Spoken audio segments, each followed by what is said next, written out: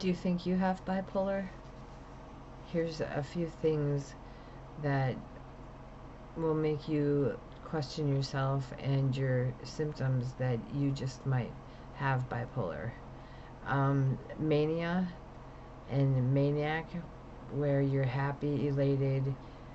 Um, I have to write everything down or I forget it. Racing thoughts, talking quickly, less sleep, risky behavior, decisions, spending money excessively, and reckless sex. Depressive, sad, hopeless, worthless feeling, can't concentrate, sleep pattern problems, little energy, and loss of interest. Yeah, I have my glasses on. That's how blind I am. Mixed episodes. That's where you have your high up there, and then you have depression. Then you're all ecstatic, and you're high up there, and then you come back down. It's like a roller coaster, and that's mixed. Where that's one of the harder one because you jump out of bed and you're happy as everything, and you get downstairs to brush your teeth, and then all of a sudden you're feeling really down. And you really don't know why. There's when it comes to bipolar, there's no rhyme or reason why you have the feelings that you do. That's why it's a mental illness because there's no rhyme or reason for it. And um, severe symptoms causing disruption in your daily routine. Let's say you love your job, and I know it's a fantasy maybe, but you go to work and you can't wait to work on a project, and then all of a sudden you have no interest in that project anymore. And maybe that's normal for you, but maybe that's not. But if you have any of those symptoms that, your highs and your lows, yeah, there is depression, and that's not bipolar, that's depression. You have anxiety, that's not depression. That's not, I just fucked that up. That's not bipolar. Bipolar is your highs and your lows. You know, with us, because David is also bipolar, we both are. And it can make it kind of rough because I'll want something. Let's go get this. And he goes, okay. And he's just too easy to agree on everything. Now, me, I'm the more level headed one because I've been bipolar for, I don't know, like 13, 15 years or so. 2010, yeah, almost 15 years. So I have somewhat control. So when he wants something, I'm like, nah, I don't think it's in our best interest to get that, or we don't really have the money for that right now. Whereas it's like I'm the one who's more level headed, I'm the one who's more in control because I sort of know what's best for us.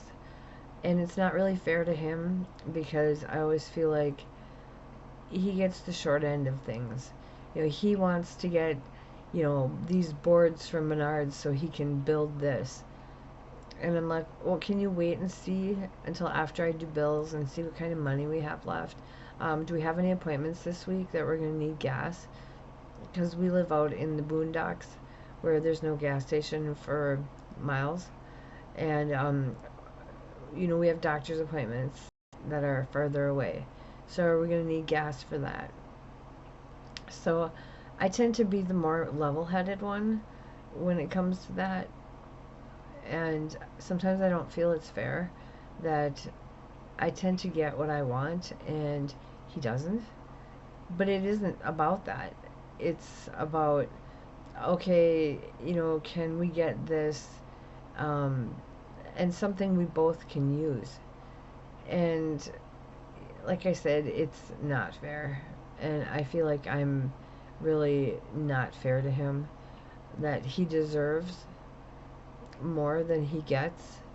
But then on the other hand, I take care of him. I make sure he has clothes. I make sure he's fed for the most part. I make sure, that things are taken care of in the bills in the household. Um, you know, I there really isn't an even balance. There really isn't. And it's hard because he can be really depressed, and I feel like it's my fault. I feel like, what did I do? And instead of asking him what's wrong, for the most part, I ignore him because I don't want him to bring me down. And I know that sounds unfair. Um, I don't know if he asks me what's wrong because I'm in my own world, you know, and he's in his own world, but I want to be in his world too, but yet I don't. It's really hard. We've asked the experts how we can survive. That was kinky. How we can function both being bipolar. Although he has bipolar and rage, I have bipolar and borderline personality disorder, PTSD. I have other more mental illnesses than he does, but yet I've had them longer, so I've learned more on how to control them. It doesn't mean I'm good at it by any stretch, but I try. Where he's more impulsive. Not to say I'm not, I can be, but you really, mental illness really is a job. It really is. It's something that you really have to get your mind wrapped around and really work on. It's a fucking job. And I hate it, and I say that all the time, I hate being like this, but yet it's been so long that I don't know what normal feels like anymore. And the doctors try to pop pills in your gap and try to make you normal. That's all they're trying to do, is make you normal. Maybe to me, this is my norm. That's the way I look at it. Don't try to fix me when I feel like this is normal. I don't know any other way anymore. I don't really know what caused all of this. There's trauma in my life that caused me to be like this. There's, they say environmental. There's that too. There was abuse. So, this is my normal. And I'm okay with that in a way. The doctors aren't. Because their job is to fix it. Well, maybe, I can't say maybe I don't want to be fixed, but yet, good luck with that. I've been this way for so long that, like I said, this is my norm. Where David, he still has hope. We still have hope for him. And as for control, I feel like I'm the one who's more in control because I'm more level-headed, and it's not fair. It just isn't. And when the experts, who've gone to school for 80 years can't give you an answer, you gotta try to figure it out for yourself.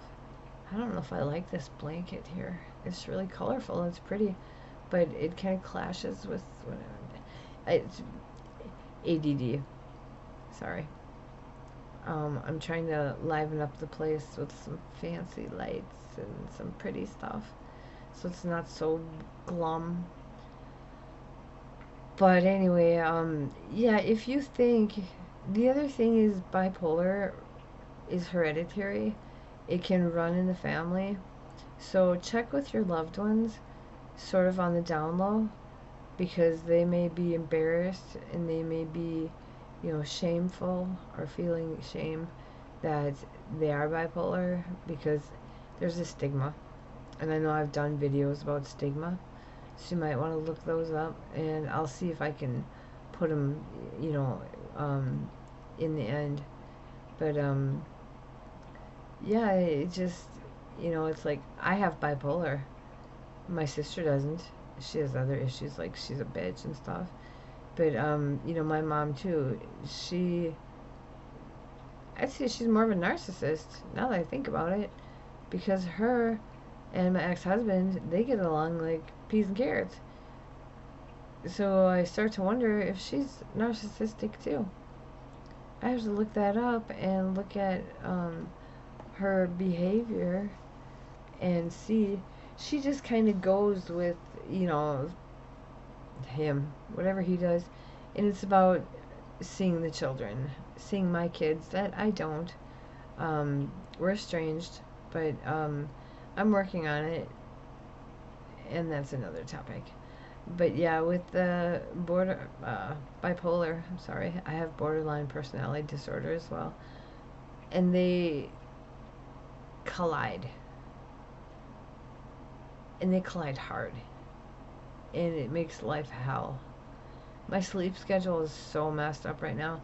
I slept, and I got up at 10:30 tonight, and now I gotta try to go to sleep. I'm a little sleepy, so maybe I'll be able to actually go to bed at a reasonable time, like, I don't know, 4.